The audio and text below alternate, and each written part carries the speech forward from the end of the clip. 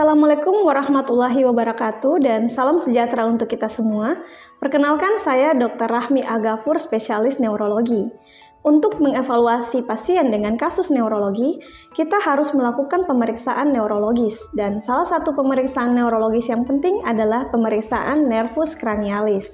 Kita tahu bahwa nervus cranialis merupakan salah satu bagian dari sistem saraf manusia yang memiliki fungsi motorik maupun sensorik. Pada kesempatan kali ini, kita akan melakukan pemeriksaan nervus cranialis 1-12. Sebelum memulai pemeriksaan neurologis, kita harus melakukan tindakan aseptik terlebih dahulu dengan melakukan cuci tangan 6 langkah.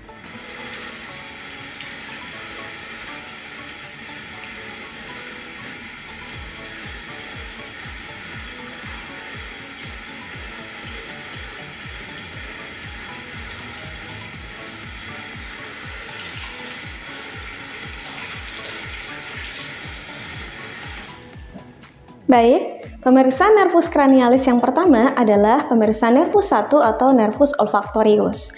Pemeriksaan nervus 1 bertujuan untuk mengetahui fungsi penghidu dari pasien.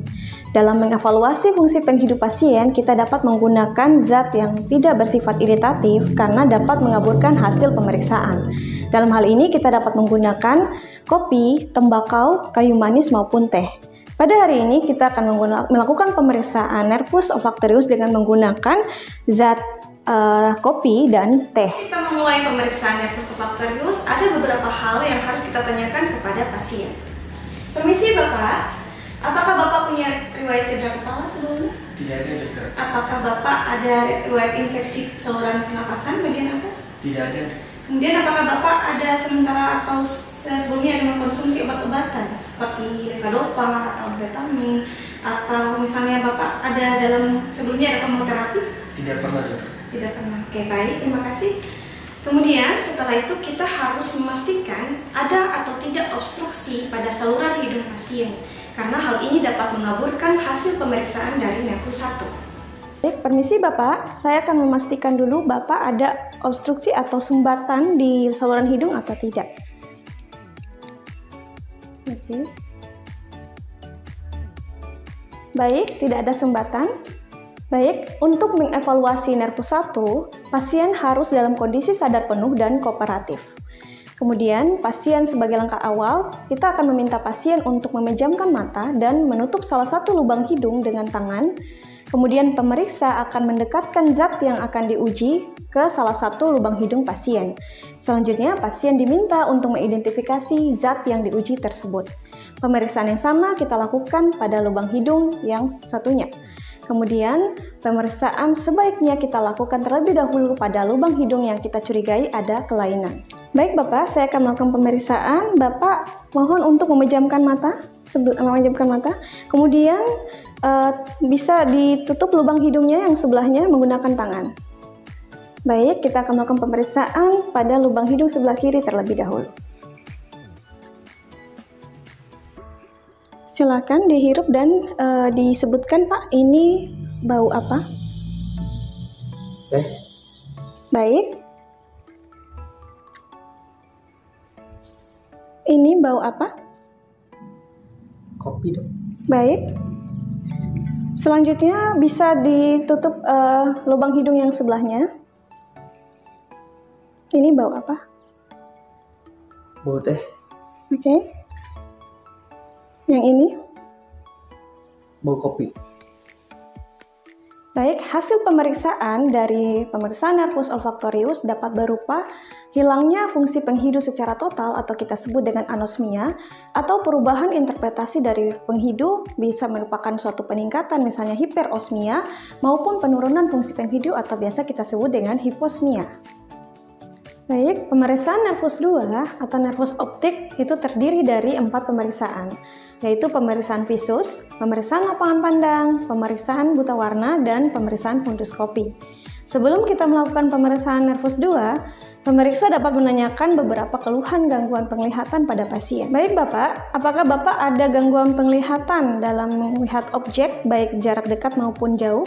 Ya dokter, ada. Untuk jarak jauh saya agak rabun melihatnya, dokter. Baik, apakah Bapak ada gangguan lapangan pandang? Ada bagian pandangan yang hilang? Tidak ada, dokter. Kemudian apakah Bapak ada kesulitan dalam membedakan warna? Tidak ada juga dokter. Baik, terima kasih. Keluhan-keluhan gangguan penglihatan yang dialami oleh pasien tersebut dapat dialami baik salah satu mata maupun pada kedua mata. Dengan demikian, maka pemeriksaan nervus optik harus dilakukan pada masing-masing mata secara bergantian. Baik, pemeriksaan nervus optik atau nervus 2 diawali dengan pemeriksaan ketajaman penglihatan atau pemeriksaan visus. Sebelumnya, pemeriksa harus melakukan pengamatan atau inspeksi pada bagian luar dari mata pasien untuk mengidentifikasi ada tidaknya kelainan pada bagian luar mata pasien. Misalnya, apakah ada kekeruhan pada lensa, ada jaringan parut, atau ada kekeruhan pada kornea maupun inflamasi atau peradangan pada mata. Kemudian, pasien diminta untuk menutup salah satu mata dengan menggunakan tangan atau penutup mata. Pemeriksaan ini dapat dilakukan baik dengan menggunakan kacamata atau lensa kontak. Selanjutnya, pasien akan diminta untuk menyebutkan huruf yang terdapat pada papan Snellen dengan jarak 6 meter.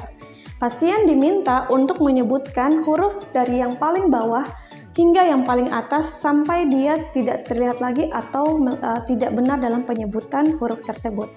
Jika pasien tidak dapat menyebutkan huruf pada papan Snellen pada bagian paling atas, maka pemeriksaan akan dilanjutkan dengan menghitung jari pemeriksa. Baik, pada hari ini kita akan melakukan pemeriksaan ketajaman penglihatan atau pemeriksaan visus sederhana dengan melakukan pemeriksaan sederhana pada bedside. Baik Bapak, bisa menutup matanya dengan menggunakan sebelah tangan. Baik.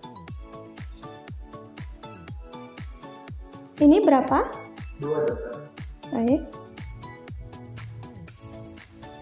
Ini? Agak kurang dokter. Baik Pak, bisa menutup matanya dengan menggunakan sebelah tangan. Apakah Bapak melihat sesuatu? Ada lambaian tangan? Iya dokter. Ya, oke, baik.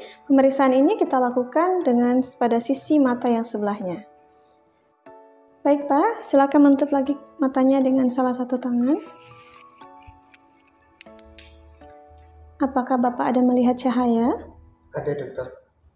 Baik. Pemeriksaan ini dilakukan lagi pada sisi mata yang sebelahnya. Baik, selanjutnya yang kita lakukan untuk pemeriksaan nervus optik adalah pemeriksaan lapangan pandang. Pemeriksaan lapangan pandang yang paling sering dilakukan adalah pemeriksaan konfrontasi. Pasien diminta duduk pada jarak 50 cm dari pemeriksa dengan ketinggian mata yang sama dengan pemeriksa. Baik Bapak, selanjutnya kita akan memeriksa lapangan pandang Bapak. Boleh mata kanannya ditutup dengan tangan kanan. Baik, kemudian nanti mata Bapak fokus ke mata saya, tidak boleh melirik ke kiri atau ke kanan. Nanti kalau Bapak misalnya masih melihat jari saya, bilang masih melihat. Baik dokter. Oke, kita mulai. Ini apa bisa dilihat? Masih dokter. Ini? Masih. Ini? Masih terlihat. Masih juga dokter. Baik. Masih dokter. Masih terlihat dokter. Masih terlihat. Masih juga dokter. Baik. Pemeriksaan selesai. Pemeriksaan fundus mata dengan oftalmoskop direct. Ruangan pemeriksaan diredupkan atau digelapkan. Pemeriksaan dapat dilakukan pada keadaan pasien duduk atau berbaring. Pasien diminta untuk melepaskan kacamatanya bila ada. Pada keadaan tertentu dapat digunakan midriatikum. Perhatikan kontraindikasi pemakaian midriatikum dan efek samping yang dapat ditimbulkan. Pemeriksa mendekatkan salah satu matanya ke oftalmoskop. Mata kanan pemeriksa untuk memeriksa mata kanan pasien, mata kiri pemeriksa untuk memeriksa mata kiri pasien. Pada jarak sekitar 30 cm dari mata pasien, pemeriksa dapat memulai mengevaluasi fundus mata dengan mengarahkan oftalmoskop ke pupil pasien dan melihat adanya red reflex.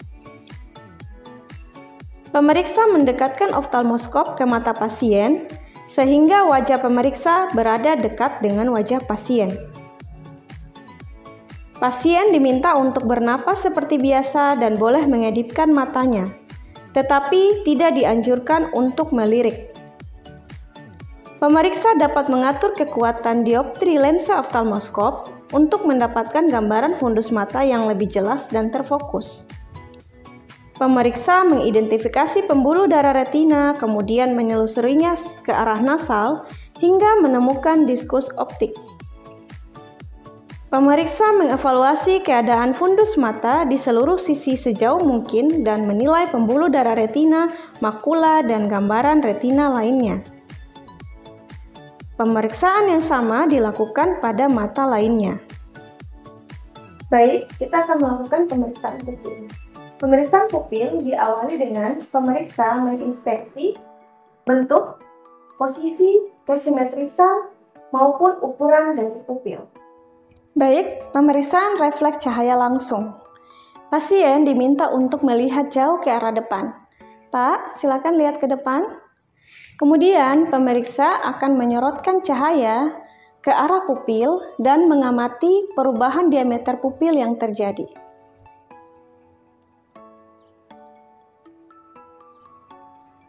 Baik, selanjutnya pemeriksaan refleks cahaya tidak langsung. Pemeriksa mengamati perubahan diameter pupil pasien pada mata yang tidak disoroti cahaya ketika mata lainnya masih mendapat sorotan cahaya langsung. Permisi Pak, lihat ke depan.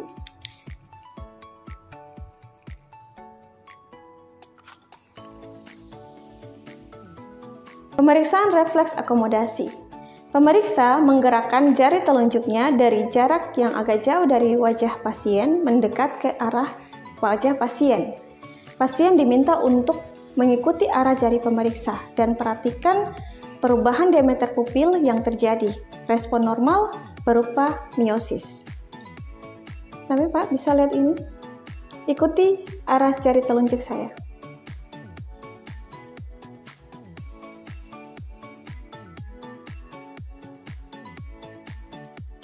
Pemeriksaan gerakan bola mata. Pemeriksaan gerakan bola mata ini melibatkan nervus 3, 4, dan 6 karena merupakan suatu kesatuan yang disebut sebagai nervus okular motor. Nah, pemeriksaan ini diawali dengan pemeriksa menginspeksi atau melakukan pengamatan terhadap posisi dan kedudukan bola mata. Perhatikan apakah posisi atau kedudukan bola mata simetris atau tidak. Selanjutnya, pasien diminta untuk mengikuti gerakan jari pemeriksa yang mengikuti bentuk huruf H serta ke arah atas dan bawah. Perhatikan apakah ada hambatan pada gerakan bola mata selama pasien mengikuti gerakan jari pemeriksa. Permisi Bapak, ini mata Bapak nanti ikut gerakan jari saya, kepalanya tidak usah goyang. Ya, nah sini, terus bawah.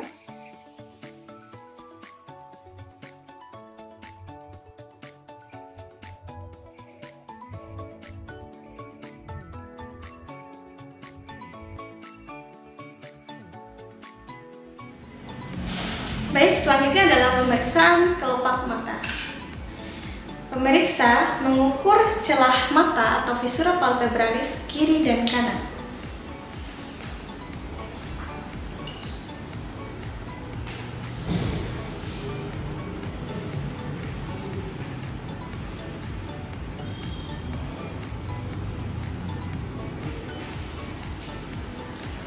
Selanjutnya, pasien diminta untuk membuka dan menutup mata tanpa disertai tahanan dan pemeriksa memperhatikan ada tidaknya ptosis selama pemeriksaan. Boleh tutup mata dan buka mata, Pak? Tutup mata. Buka lagi. Tutup mata lagi. Buka mata lagi. Oke. Baik, pemeriksaan nervus cranialis selanjutnya adalah pemeriksaan nervus 5 atau nervus trigeminus. Nervus trigeminus memiliki fungsi motorik maupun sensorik. Untuk pemeriksaan sensorik nervus 5, terutama modalitas nyeri dan raba, memiliki persamaan dengan pemeriksaan sensorik pada bagian tubuh lainnya. Untuk pemeriksaan sensorik raba, kita dapat menggunakan kapas, dan untuk pemeriksaan sensorik nyeri, kita dapat menggunakan tusuk gigi. Sebelum memulai pemeriksaan, kita harus menjelaskan terlebih dahulu prosedur pemeriksaan terhadap pasien. Baik Bapak, selanjutnya saya akan melakukan pemeriksaan di mana akan saya memberikan rangsangan, baik merupakan rangsangan nyeri atau raba. Mungkin agak sedikit tidak nyaman tapi tidak membahayakan. Apakah Bapak bersedia? Bersedia, dokter. Baik, selanjutnya pasien diminta untuk menutup mata. Boleh tutup matanya, Pak? Kemudian pemeriksa akan memberikan sensasi raba atau nyeri pada setiap distribusi cabang nervus 5, baik 51, 52 maupun 53, dan pada sisi kiri dan kanan, dan menanyakan kepada pasien apakah rangsangan yang diberikan sama atau tidak.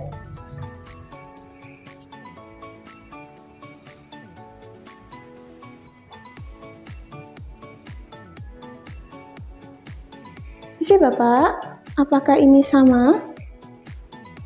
Sama, dokter. Ini sama? Sama, dokter. Ini sama? Sama, dokter. Baik. Apakah ini sama? Sama, dokter. Ini? Sama, dokter. Ini? Sama, dokter. Baik, pemeriksaan selesai. Pemeriksaan motorik nervus trigeminus. Pemeriksa meraba otot masseter dan pterygoid bilateral. Pasien diminta untuk menggigit atau mengunyah. Rasakan kontraksi otot tersebut dan bandingkan kiri dan kanan. Pasien diminta untuk membuka mulut. Amati ada tidaknya deviasi rahang.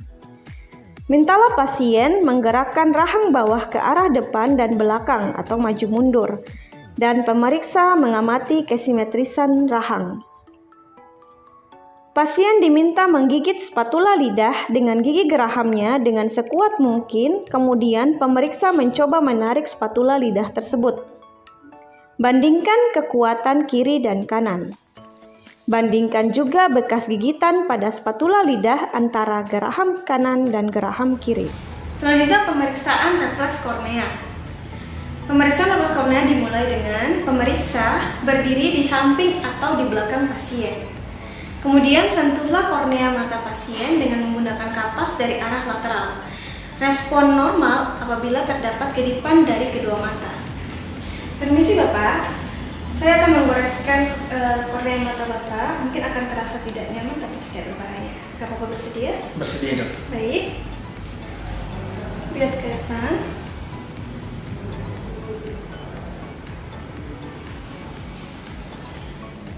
Pemeriksaan refleks rahang atau pemeriksaan jaw refleks.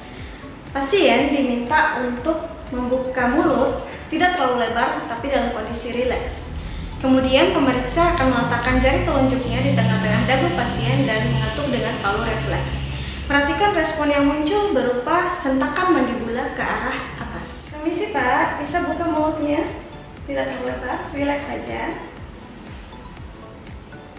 Pemeriksaan motorik nervus facialis. Pasien diminta untuk duduk atau berbaring dengan rileks. Kemudian, pemeriksa mengamati otot-otot wajah pasien dalam keadaan istirahat maupun saat berbicara. Pada saat inspeksi, perlu diperhatikan kesimetrisan wajah, tonus otot, atrofi maupun gerakan involuntar. Perhatikan juga kerutan dahi dalam keadaan istirahat. Pasien diminta untuk mengerutkan dahinya. Amati kerutan dahi yang terlihat. Silakan kerutkan dahinya, Pak. Mintalah pasien untuk memejamkan mata sekuat mungkin. Tutup matanya sekuat mungkin. Perhatikan apakah kedua mata tertutup rapat. Berikan tahanan pada musculus orbicularis oculi dengan cara mendorong alis ke arah atas menggunakan jari telunjuk. Perhatikan kekuatan otot, bandingkan kiri dan kanan.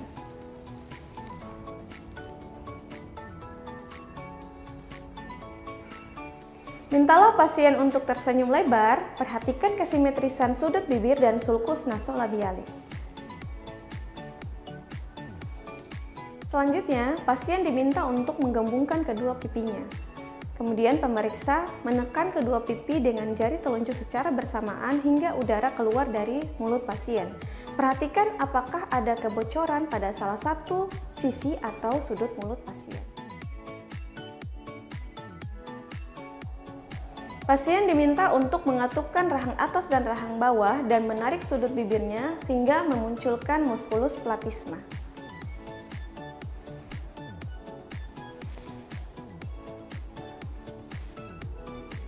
Pemeriksaan nervus 8. Pemeriksa menjelaskan langkah-langkah pemeriksaan yang akan dilakukan, termasuk mencontohkan suara getaran garpu tala kepada pasien.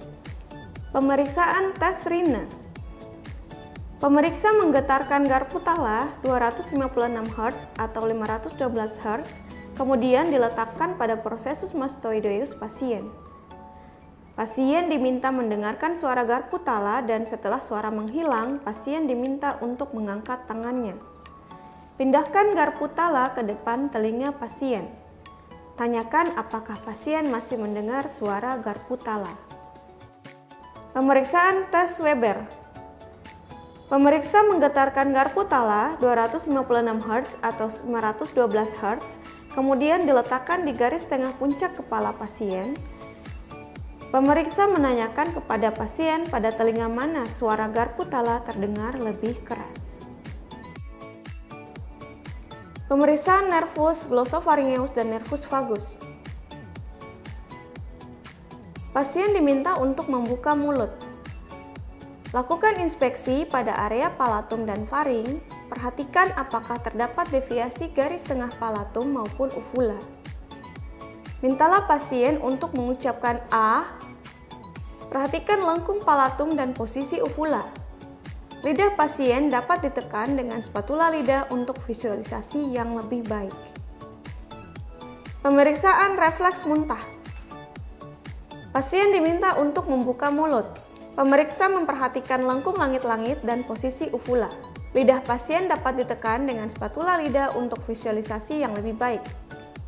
Sentuhlah bagian lateral orofaring, uvula, dasar lidah, dinding faring posterior atau palatum molar dengan spatula lidah, stick aplikator atau alat lain yang serupa. Perhatikan respon refleks muntah yang timbul.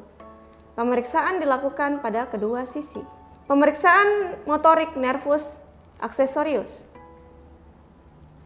Pemeriksaan otot sternocleidomastoideus. Pasien diminta untuk menolehkan kepalanya ke salah satu sisi hingga maksimal. Pemeriksa berdiri di belakang pasien dan memberikan tahanan pada dagu pasien. Selanjutnya, pasien diminta untuk menoleh kembali ke arah depan sambil melawan tahanan yang diberikan oleh pemeriksa. Tangan pemeriksa lainnya melakukan palpasi pada otot sternocleidomastoideus. Lakukan pemeriksaan pada kedua arah dan bandingkan kekuatan otot pasien.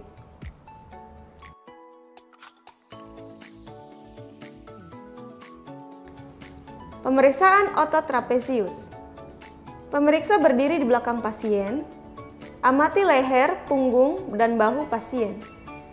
Diamati kesimetrisan, ukuran, dan bentuk otot-ototnya.